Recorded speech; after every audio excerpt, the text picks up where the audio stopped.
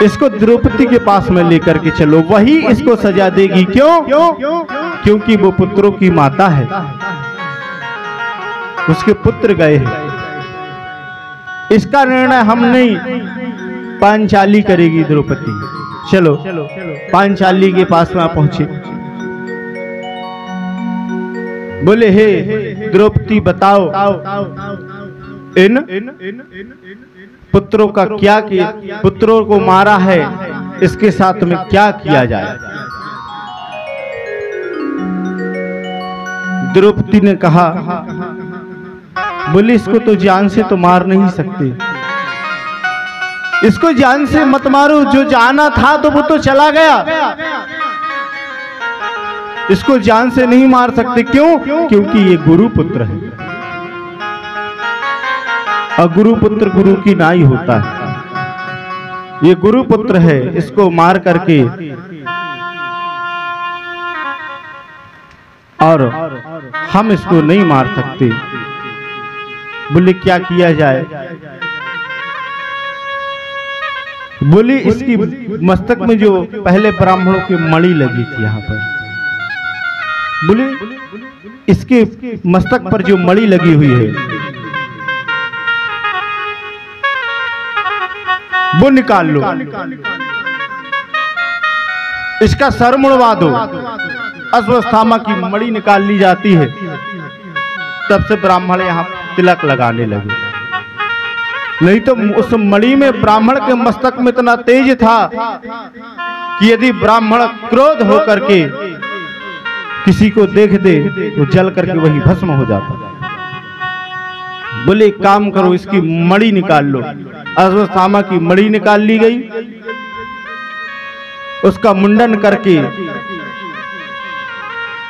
जनेऊ निकाल लिया गया और छोड़ दिया, अपमान करके उसको छोड़ दिया जाता है। और कहते हैं कि अपमान से अच्छा तो मरना भला होता है, छोड़ दिया। जब उसको छोड़ दिया जाता है,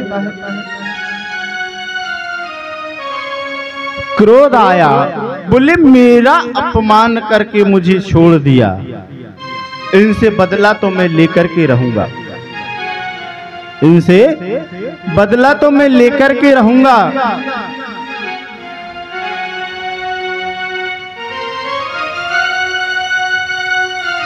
जैसे ही बाण को खींचा, ब्रह्म अस्त्र का आवाहन करता है, बोले मैं इनका समूल नष्ट कर दूंगा, पूरा समूल नष्ट कर दूंगा। ब्रह्मास्त्र का आवाहन किया और यहाँ पर अर्जुन ने देखा कि इन्होंने ब्रह्मास्त्र का आवाहन किया है, तो अर्जुन ने भी ब्रह्मास्त्र का आवाहन किया। अब दोनों योद्धा देखो ब्रह्मास्त्र को प्रकट करके बैठे हुए हैं। यहाँ पर व्यास जी महाराज ने सोचा, यदि ब्रह्मास्त्र और ब्रह्मास्त्र से दोनों टकरा गए तो पूरी पृथ्वी जो है समाप्त हो जाएगी, पृथ्वी नहीं बचेगी, क्योंकि ब्रह्मास्त्र में इतना तेज है। क्यों? क्योंकि देखो पूरा महाभारत हो गया। चाहते तो ब्रह्मास्त्र चला सकते, लेकिन नहीं चलाया। क्यों? क्योंकि पृथ्वी को, भूलोक को क्षति पहुंचती है, ये धर्म विरुद्ध है। यहां से वहां से अश्वत्थामा ने भी अपने ब्रह्मास्त्र को छोड़ा और यहां से अर्जुन ने भी ब्रह्मास्त्र को छोड़ा। व्यास जी महाराज बैठे तपस्या कर रहे हैं, देखा, बोले दोनों योद्धाओं ने ब्रह्मास्त्र को छोड़ा है, यदि ये टकरा गए तो पूरी पृथ्वी नष्ट हो जाएगी। जाकर के व्यास जी महाराज ने दोनों ब्रह्मास्त्र के बीच में जाकर के खड़े हो गए, दोनों ब्रह्मास्त्र को लौटाया और अर्जुन को आवाज दी, बोले अर्जुन तुम्हें पता है ना, किसी निर्बल पर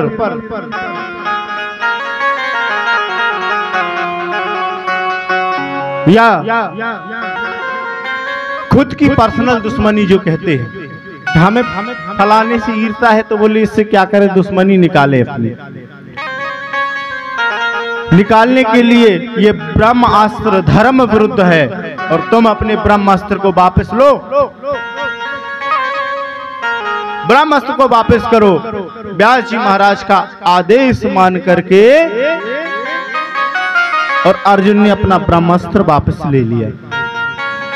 अश्वत्थामा से बोले तुम अपने ब्रह्मास्त्र को वापस लो।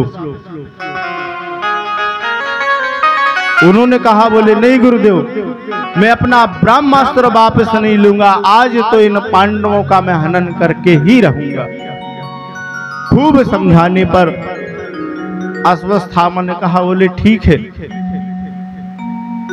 मैं अपना ब्रह्मास्त्र तो वापस नहीं लूंगा, लेकिन इसकी दिशा मोड़ दूंगा। उन्होंने मन में सोचा, बोले पांडव तुम तो रहोगे, लेकिन तुम्हारा वंश चलाने वाले को आज मैं नहीं छोड़ूंगा।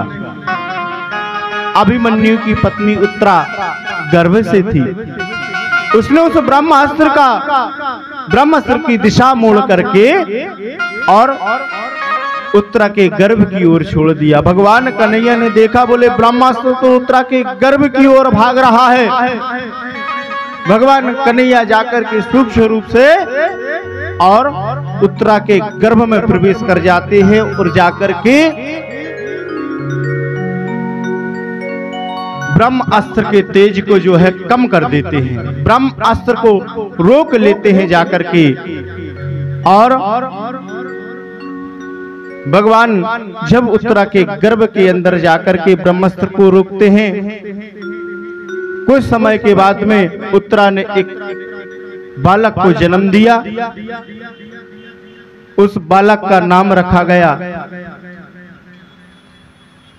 राजा परीक्षित। बोले राजा परीक्षित जी की सोया भैया, पानी पिला दूं, है ना? राजा परीक्षित जी का जन्म होता है। परीक्षित का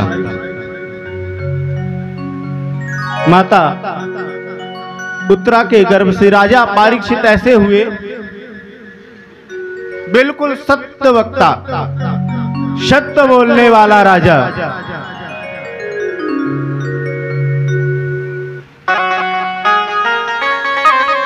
जब उन्होंने राज किया तो अपने राज्य में किसी को पीड़ित नहीं करते थे। कौन? राजा परीक्षित ने किसी को दुख नहीं देना अपने राज्य से, क्योंकि राजा का कर्तव्य होता है। कैसा कर्तव्य होता है? अपनी प्रजा का प्रतिपाल करना, अपने राज्य में देखना आज कोई दुखित तो नहीं है, कोई कष्टदायी तो नहीं है। क्योंकि मानव जीवन में क्या है मालूम है? मानव जीवन में हमारे पास में आज कलयुग के समय में जो समय चल रहा है, इसमें से यदि आपको जीना है जीवन, तो किसकी तरह जिए मालूम है आपको? ये जीवन कैसे जीना चाहिए? यदि किसी को जीवन जीना है, भगवान की भक्ति करना है, आज तुम अच्छे पीले वस्त्र पहन लो, अच्छे तिलक लगा लो, बढ़िया कंठी माला धारण कर लो, तुलसी माला पहन लो। तो हम नहीं तो हमारे बाजू में जो बैठे हो क्या बोलेंगे, वाह बड़ा पंडित बना घूम रहा है। तुमने तो यार पंडित को भी फेल किया। 4 बजे रात से उठ जाते हो, पूजा करते हो, घंटी हिलाते हो। ये हमसे पथ मार्ग से भटकाते हैं। आज तो समय यही बचा है कि जीवन जिया कैसे जाता है, वही कहते ना हमसे जीवन जीने का तात्पर्य क्या है कि जीवन खत्म हुआ तब जीने का ढंग आया, जीवन खत्म हुआ तो जीने का ढंग आया, तो जीने का ढंग आया। जय हो।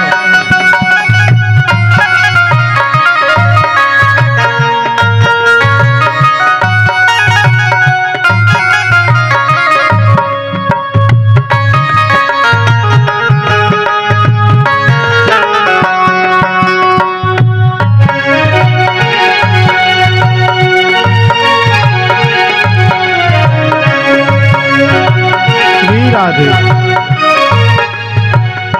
हमें ढंग कब आता है? जब हमारा जीवन अंतिम चरण में पहुंचता है। कौन सी चरण में? जब हम सियाने हो जाते हैं। हमारे वेद शास्त्रों में लिखा है कि भगवान की भक्ति कब करना चाहिए, कब करना चाहिए? 60 साल के हो जाएं तब, कि 25 साल में? भगवान की भक्ति बताया है, एक तो बालपन में करो, नहीं तो बिल्कुल वृद्ध होने के बाद में। आज हम आपसे बोलें, श्रीमद् भागवत कथा में कल जब धुंधकारी जी महाराज की कथा श्रीमद् भागवत की आई थी, धुंधकारी जी महाराज का जब परलोक गमन हुआ, श्रीमद् भागवत कथा सुनकर के, और गौकर्ण जी महाराज का भी जब गमन हो जाता है तो वहां और भी श्रोता बैठे हुए थे। भाई कथा ये भी सुन रहे, तो आप भी सुन रहे, है ना? कथा हमारे गुप्ता जी सुन रहे हैं तो आप भी सुन रहे हैं। जो मोक्ष इनका होना है वो आपका भी होना चाहिए ना? तो वहां बैठे हुए कुछ श्रोताओं ने व्यास जी महाराज से प्रश्न किया, जो व्यास बना हुआ था उधर पे। बोले आप हमें ये बताओ, धुंधकारी जी के लिए विमान आया, गौकर्ण जी के लिए विमान आया, लेकिन कथा तो हमने भी सुनी ना, हमारे लिए क्यों नहीं आया? भाई हमारे लिए भी आना चाहिए था। और यहां पर यह भी बताया गया है कि हम भले बैठे ऊंचे सिंहासन पे, है ना, बढ़िया माइक लगा है, स्टेज बना है, आप नीचे बैठे हुए। देखो कथा सुनने के कुछ नियम बताए देता हूं आज आपको। वक्ता से बड़ा श्रोता बताया। श्रोता कौन है? आप लोग हैं। हमसे बड़ी पोस्ट है आपकी। ऐसा नहीं है कि हम ऊंची सिंहासन पर बैठे हुए हैं, हमारी पोस्ट बड़ी नहीं, आपसे नीचे है हमारी पोस्ट। आप बड़े हैं, हम छोटे। क्यों? इसका कारण है कि बोलने वाला तो बोलता चला जाता है भाई, उसको जो परमात्मा ने दिया वो बोल देता है, लेकिन सुनने वाला क्या करता है? उसको सुनता है, सुनने के बाद में उसको छांटता है। छांटते हैं बिल्कुल, सुन करके, श्रवण करके उसको छांटता है कि कौन सी चीज हमें अच्छी लगी, वो अपने जीवन पर रखता है, सिरोधार्य करता है, उसका शोषण करता है, फिर अपने जीवन पर उपयोग करता है। तो सबसे ज्यादा मेहनत कौन करता है? श्रोता करता है, इसलिए उसको बड़ा बताया। और एक बात और लिखी है कि यदि हम कथा श्रवण करने जाए तो वक्ता से पहले श्रोता को आना चाहिए, तभी तो बड़े का महात्म्य है। आज हम कोई भी कार्य घर में करते हैं, कोई अच्छा पूजन करते हैं और हमसे कोई बड़ा भाई है, तो हम क्या बोलते? बोले काम करो, बड़े भाई हैं, इनको आगे करो। एक छोटा पीछे रह जाते। हम 3 की जगह में 3:30 बजे भी आएंगे तो चलेगा। क्यों? क्योंकि छोटे, आप लोग बड़े हैं। तो श्रोता को पहले आना चाहिए, कथा का नियम। व्यास जी महाराज से क्वेश्चन किया, पूछा, बोले महाराज जी कथा तो उनने भी सुना, हमने भी सुना, लेकिन हमारे लिए विमान नहीं आया। बोले नहीं, आपके लिए भी विमान आता, यदि आप एकाग्रचित मन करके, वही पुण्य मिलेगा जो इनको मिलता है परीक्षित को, वो पुण्य आपको भी मिलेगा। परंतु कैसे मिलेगा? हमने जैसे प्रथम दिन जहां पर बैठ करके कथा सुनी, वहीं नित्य प्रति बैठ करके पूरे 7 दिन कथा सुने, उसी आसन पे, उसी जगह पे बैठ करके कथा सुने। लेकिन हमसे नहीं होता, हम तो बस इधर उधर इधर उधर इधर उधर, बिल्कुल एक आसन में। क्योंकि आसन, वासन, रासन और शासन, ये चारों मजबूत होना चाहिए। हम बैठे हैं, जब बैठे तो अच्छी आसन लगा करके बैठे, ये हमारा मजबूत होना चाहिए। जैसे घर का कोई मुखिया है, उसको अपने घर में अपना शासन मजबूत करके रखना चाहिए। जैसे हमारे गुप्ता जी ने बड़ा अच्छा शासन बना करके रखा। एक आवाज बेटा के प्रति निकल गई तो बेटा मान जाएगा, बहू के प्रति निकल गई बहू मान जाएगी, नातिन के प्रति निकल गई तो नातिन मान जाएगी। क्यों? क्योंकि उनने अपना शासन बना करके, और वेद शास्त्र भी यही कहता है कि घर के मुखिया को अपना शासन बना करके रखना चाहिए। तब तो मुखिया का मतलब है, नहीं शासन नहीं, सब अपने अपने को कर रहे हैं, अपने अपने का मन मर्जी का कर रहे हैं, तो उसको शासन करने का कोई मतलब है? कोई मतलब नहीं। यदि घर में कोई बुजुर्ग है, कोई सियाना है, तो उसको अपना शासन बना करके रखना चाहिए। अच्छा, हमारे गुप्ता जी ने एक बात और याद दिला दी, ये बता देता हूं आपको बिल्कुल ध्यान से, ये बहुत जरूरी चीज। जब हम जम्हाई लेते हैं, जब हम जम्हाई लेते हैं तो क्या कहते हैं? हमने जम्हाई लिया है राम या श्याम, कुछ बोलते हैं नहीं, मुश्किल से बस 10% लोग बोलते हैं, नहीं तो कोई बोलता हे बहू, हे दद्दा, पूरे परिवार को याद कर लेता जम्हाई लेते समय। लेकिन यहाँ पर बाबा कहते हैं कि राम नाम ले जो जम्हाई, जम्हाई लेना अच्छी बात है, विकार निकलता है उससे हमारे शरीर का विकार। लेकिन कैसे ले?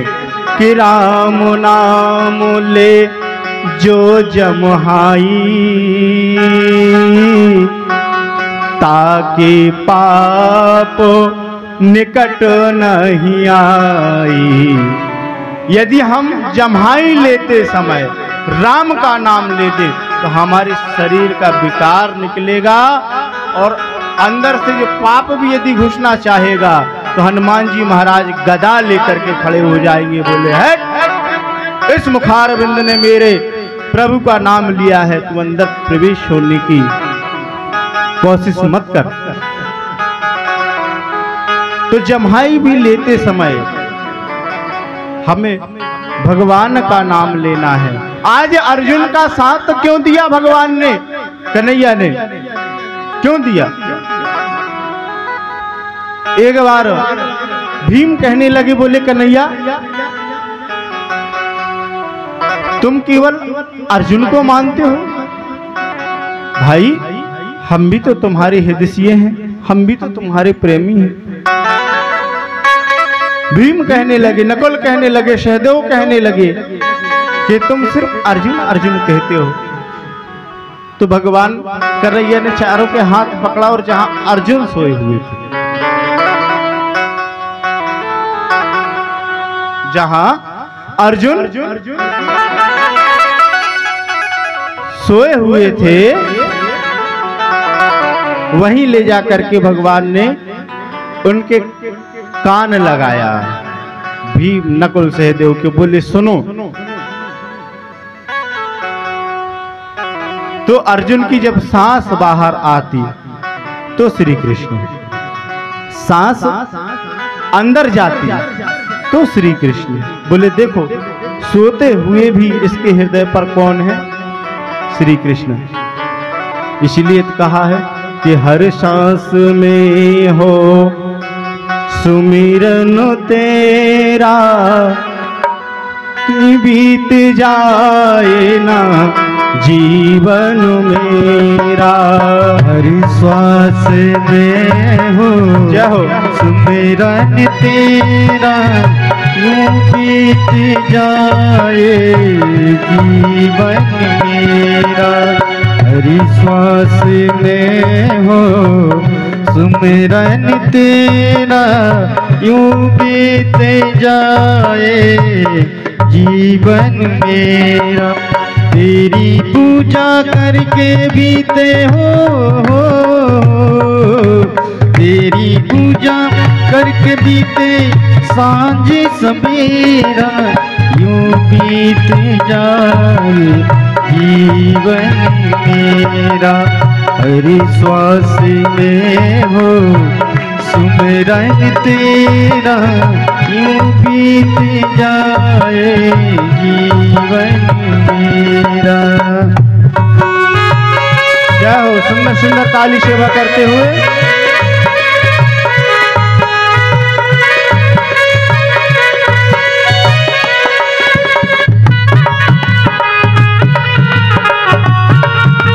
श्री राधे।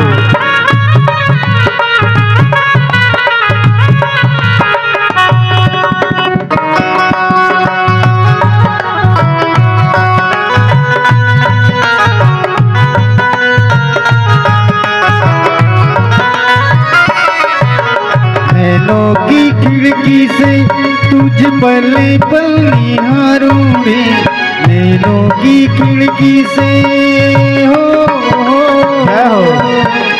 नैनों की खिड़की से तुझ पल पल निहारूं रे। मन में बसा लूं तेरी आरती उतारूं रे, मन में बसा लूं तेरी आरती उतारूं रे। डाल रहूं तेरे चरणों में डेरा, डाल रहूं तेरे चरणों में डेरा। यूं बीत जाए जीवन मेरा, यूं बीत जाए जीवन मेरा।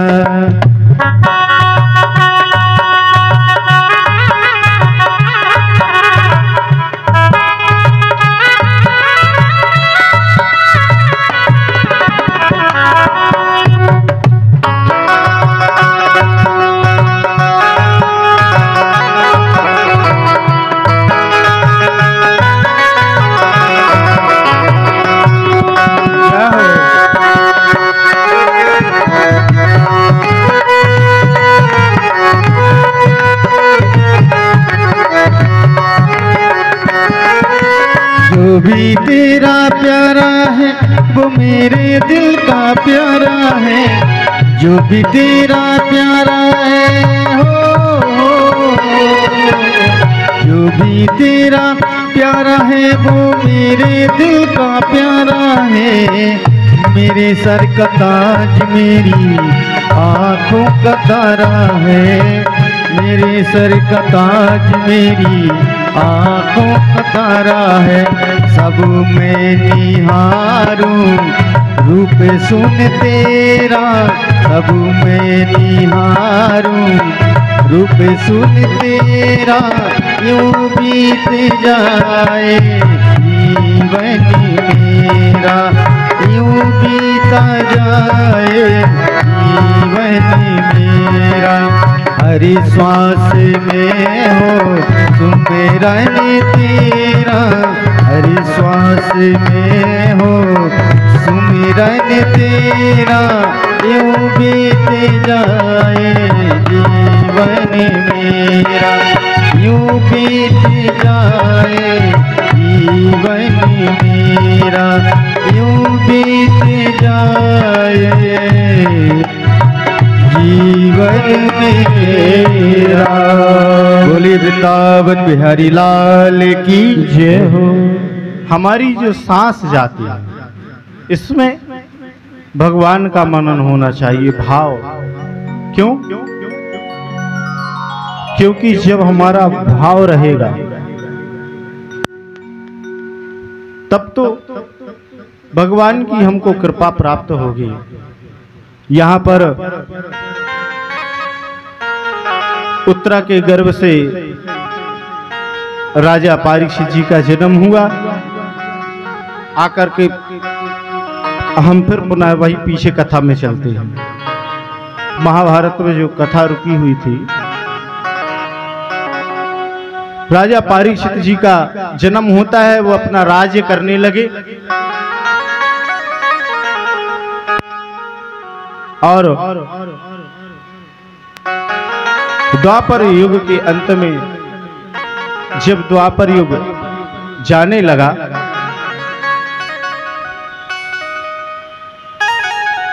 तो यहां पर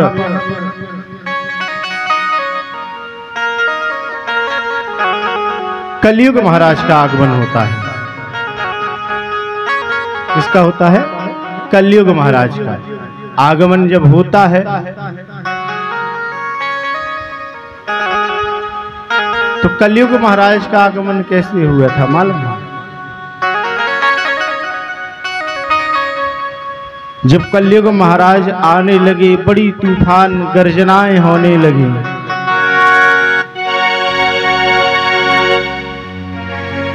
जब गर्जनाएं होने लगी, कलयुग महाराज का आगमन देखा।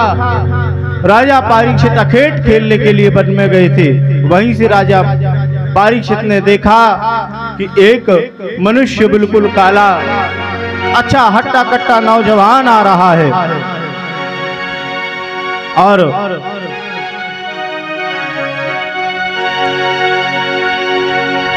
बढ़ता चला आ रहा है आगे,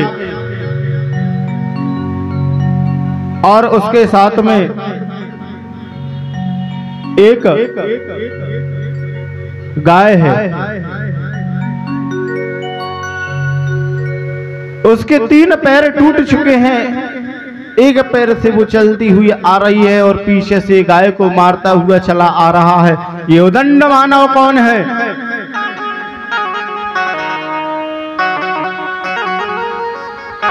राजा परीक्षित ने बोला, बोले हे मूर्ख, कौन है तू? तुझे पता नहीं ये राजा परीक्षित का राज है और यहाँ तू एक गांव को ताड़ना दे रहा है? तेरी हिम्मत कैसे हुई? कौन है तू?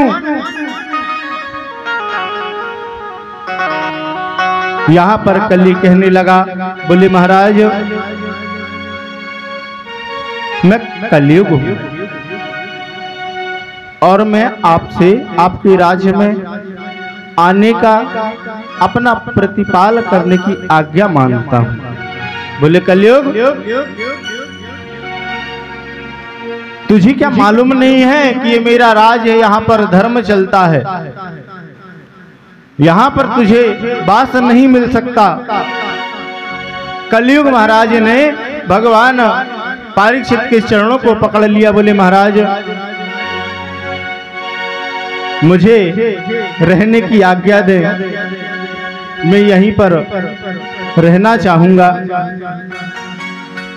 राजा परीक्षित ने कहा, बोले ठीक है, तू यदि यहाँ पर रहना चाहे क्या तो तू यहाँ रह, लेकिन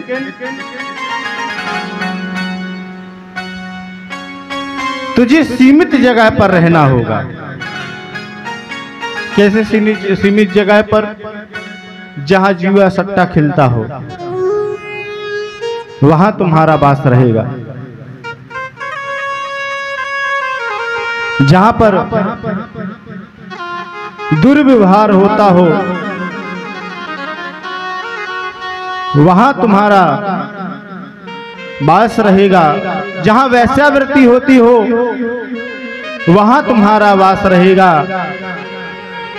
इन जगहों पर राजा परीक्षित ने कलयुग को निवास करने का स्थान दिया। कलयुग महाराज ने राजा परीक्षित के पुनः चरणों को पकड़ लिया और कहने लगे, बोले राजन ये जगह मेरे निवास करने के लिए कम है, ये जगह मेरे निवास करने के लिए कम है, थोड़ी सी और मुझे जगह मिल जाए तो आपका बड़ा रेडी रहूंगा महाराज। कलयुग महाराज ने कहा, बोले ठीक, मैं और जगह तुम्हें दे देता हूं रहने के लिए। बोले जाकर के तुम सोने में वास करो, सोने में रहो। देखो अब सोना सोच विचार के खरीदना, सोने में कलयुग महाराज का वास है। ये मैंने श्रीमद् भागवत कथा कह रही। राजा परीक्षित ने सोने में वास दिया है, किसका? कलयुग का। अब हमारे ख्याल से यहाँ जितने श्रोता बैठे वो सोना कम खरीदे। बोले भाई कलयुग को कौन खरीद के लाएगा, है ना? नहीं, ऐसा नहीं है। राजा परीक्षित ने कहा, जाओ जाकर के तुम उस सोने में वास करो जो सोना कुपाट का कमाया हुआ हो। किसी के सताए हुए धन से खरीदा हुआ सोना हो, किसी का चुराया हुआ सोना हो, किसी का निर्बल का सोना हो, जाकर के तुम उस सोने में वास करो। जो बोले कुपाट धन से कमाए हुए धन का सोना हो, जाकर के उसमें वास करो। कलयुग महाराज मुस्कुराने लगे और मुस्कुरा करके झट से जाकर के, और राजा परीक्षित जो मुकुट पहने हुए थे, राजा परीक्षित जो मुकुट पहने हुए थे, उस मुकुट में जाकर के कलयुग महाराज बैठ गए। अब देखो, किसी को जगह दो भैया तो सोच समझ के देना।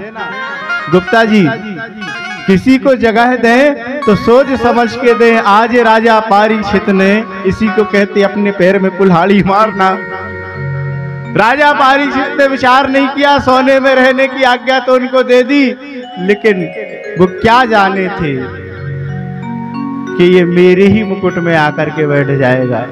क्या राजा परीक्षित ने वो सोना कुपाट से कमाया था? क्या राजा परीक्षित जैसा धार्मिक व्यक्ति, राजा परीक्षित जैसे महान पुरुष के पास में चोरी का कुपाट का सोना है, जो आज कलयुग महाराज जाकर के बैठ गए? क्या है कि राजा परीक्षित के जो पूर्वज थे, उन्होंने उस मुकुट को एक युद्ध में जीत करके लाया था, जो राजा परीक्षित ने पहना था। युद्ध में जीत करके मतलब निर्बल का सोना लेकर के आए थे। परास्त किया, निर्बल हो गया, निर्बल का सोना लेकर के आए थे। उस सोने की वो मुकुट थी, धरी हुई थी, राजा परीक्षित ने वही पहन लिया था। इसीलिए जाकर के और कलयुग महाराज जो है राजा परीक्षित के मुकुट में जाकर के और बैठ जाते हैं। जब वो राजा परीक्षित की मुकुट में बैठे जाकर के, तो उनकी बुद्धि विपरीत होने लगी। जहां पर कलयुग का प्रभाव आता है तो मन में शुद्धता नहीं, अशुद्धता विचार, क्रोध, घमंड, अहंकार प्रवेश करने लगता है। आज जो भगवान ने हमको वाणी दिया है, इसी वाणी से आप चाहें तो आपकी वाह वाह हो सकती। क्या हो सकती है? वाह वाह। बोले वाह। आज गौर करो, जो बच्चा हमसे मीठा बोलता है, प्यार से बोलता है, तो उसकी हम तारीफ करते ना कि वाह, क्या संस्कार है इस बेटे पर, क्या संस्कार है इस बिटिया पर, कितना अच्छा है, कितना मीठा बोलता है, कितना प्यारा बोलता है। इसी वाणी से तारीफ होती है ना, इसी वाणी से जय जयकार होता है। और इसी वाणी से चाहो तो आप लट्ठ भी खा सकते हो। इस वाणी में दोनों चीज हैं। इसी वाणी से चाहो तो आपकी जय जयकार हो सकती है, और इसी वाणी से चाहो तो लट्ठ भी खा सकते हो, सुटपिट भी सकते हो। कैसे? हम अब भी आप किसी को चिल्ला दें या क्रोध होकर के कोई बोले या किसी को अशब्द वचन बोलो, क्रोध वचन बोलो, तो वो आपको मार देगा। और इसी वाणी से मीठा बोलोगे, आपकी जय जयकार होगी। कटु वचन बोलोगे, असत्य वचन बोलोगे, इसी वाणी से। तो वाणी जो है, बाबा कहते हैं कि बोल सको तो मीठा बोलो, कटु बोलना मत सीखो। यदि हम बोलना चाहें, अच्छी वाणी बोले। ये भागवत की कथा कहती कि बोल सको तो मीठा बोलो, कटु बोलना मत सीखो। यदि हमको सीखना चाहते हैं तो मीठा बोलो। और एक शब्द और लिखा है, बोले क्या? कि बता सको तो राह बताओ, पथ भटकाना मत सीखो। यदि हम हमारे जीवन में चाहें तो बताएं तो क्या बताएं, अच्छी राह बताएं। बोले बेटा क्या करें? बोले नहीं बेटा, बड़ों का आप आदर करो, सत्कार करो, इस प्रकार से उनको सिखाओ। बता सकते, किसी व्यक्ति को बताना चाहे तो अच्छी राह बताए, है ना, प्रेम की राह बताए। नहीं तो आजकल तो हमसे अच्छा तो वो पत्थर है। एक पत्थर में रोड के किनारे लिख दिया जाता है कि 120 किलोमीटर आगे नागपुर है, तो आपको 120 किलोमीटर आगे नागपुर ही मिलेगा, है ना। या आगे बोर्ड में लिख दिया गया कि इतने किलोमीटर, 1 किलोमीटर आगे पेट्रोल पंप है, तो हम निश्चिंत होकर के चले जाते, चलवार 1 किलोमीटर आगे पेट्रोल पंप मिल जाएगा। और हमसे कोई पूछे भैया यहाँ से कामती की रास्ता कहाँ से जाते हैं, हम पूछ ले कामती कहाँ से जाते, तो कामती की जगह में हम उनको बड़ी पहुंचा देते हैं। बोले ये नहीं, ये वाली रास्ता चले जाओ। तो ये हो गया क्या, पथ भटकाना।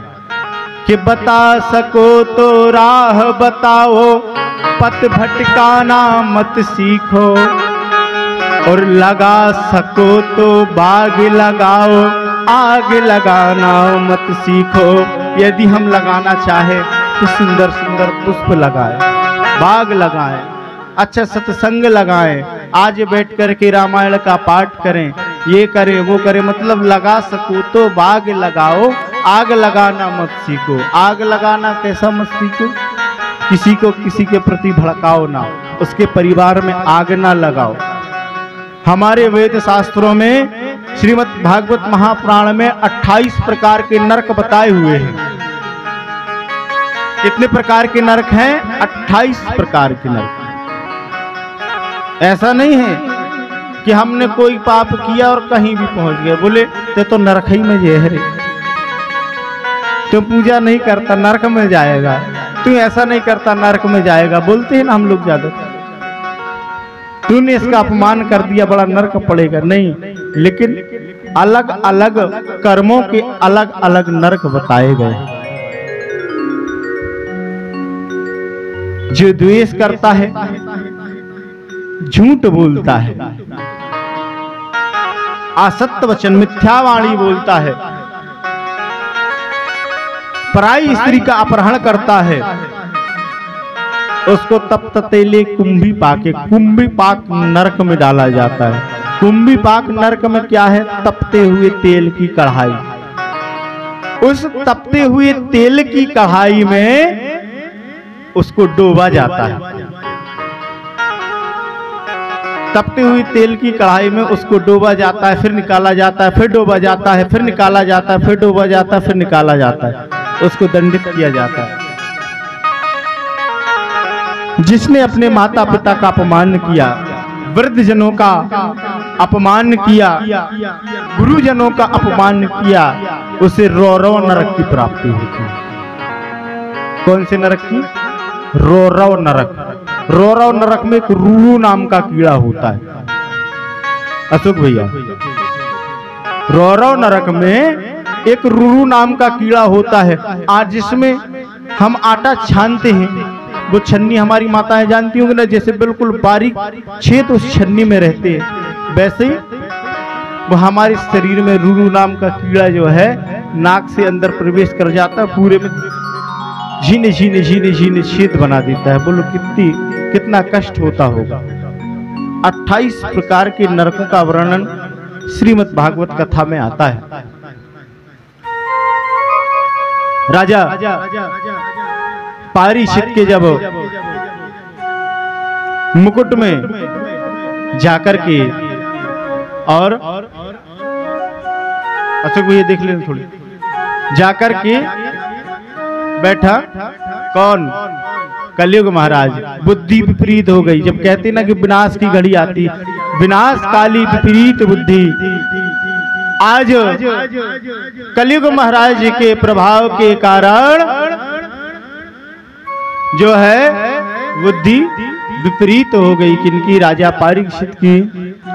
राजा परीक्षित अखेट खेलते हुए आगे गए, प्यास लग जाती है राजा परीक्षित को, तो वहीं पर उन्होंने देखा कि पास में समीक ऋषि का आश्रम है। किनका आश्रम है? समीक ऋषि का। तो जाकर के जब उन्होंने देखा तो समीक ऋषि जो है अपनी तपस्या पर बैठे हुए हैं, अपनी तपस्या पर बैठे हुए हैं। राजा जाकर के खड़े हो गए, देखे तो तपस्वी है समीक ऋषि, समाधि लगा करके बैठे हुए हैं। राजन ने आवाज लगाई पर समीक ऋषि अपनी तपस्या में बिल्कुल लीन थे, उन्होंने राजन की आवाज को नहीं सुना। राजा परीक्षित को क्रोध आ जाता है, बोले ये ऋषि बैठा हुआ है, इसको दिख नहीं रहा है कि इस राज्य में राज करने वाला राजा इनके साथ सामने खड़ा है, ये खड़ा नहीं हो सकता। क्रोध आ गया किसको? राजा परीक्षित को। तो वहीं पर एक मृतक सर्प पड़ा हुआ था मैया, उस मृतक सर्प को उठा करके और राजा परीक्षित ने समीक ऋषि के गले में टांग दिया।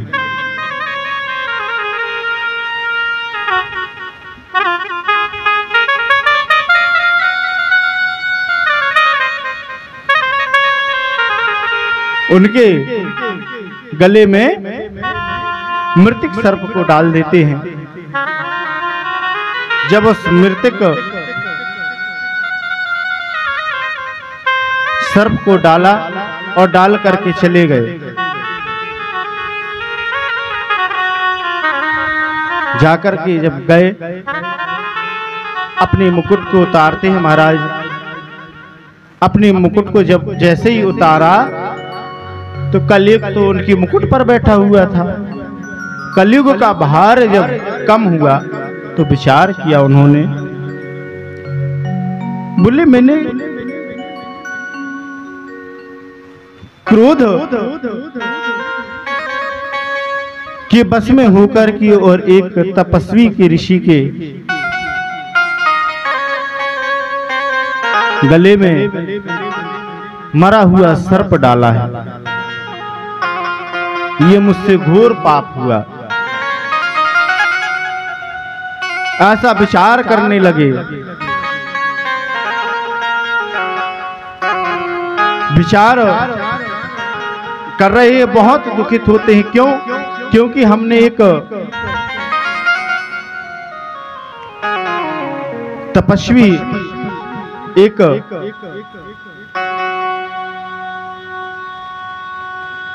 तपस्वी के ऋषि में हमने अपमान किया है। क्यों? क्योंकि गुरुजनों का, संत महात्माओं का अपमान भूल से भी नहीं करना चाहिए। हमारे भूल बस भी गुरुजनों का अपमान नहीं होना चाहिए। क्यों? क्योंकि गुरु निंदा सुनहि जो काना,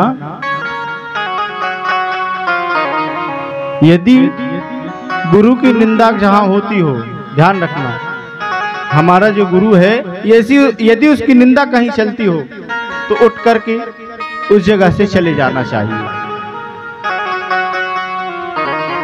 गुरु की निंदा नहीं सुनना चाहिए। गुरु जो होता है वो अंधकार से दूर करता है, तत्व ज्ञान को दर्शाता है।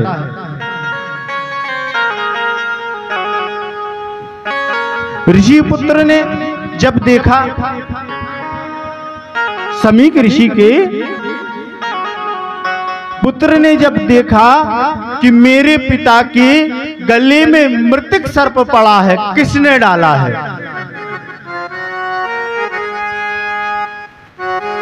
पता किया जाए तो कुछ ऋषियों ने राजा परीक्षित को समीक ऋषि के गले में और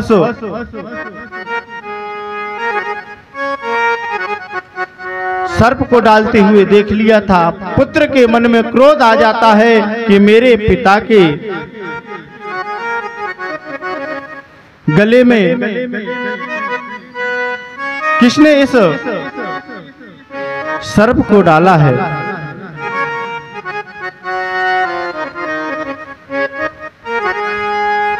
उन्होंने कहा, पूछा, उन्होंने बताया, बोले राजा परीक्षित आए हुए थे, उन्होंने ही आपके पिता के गले में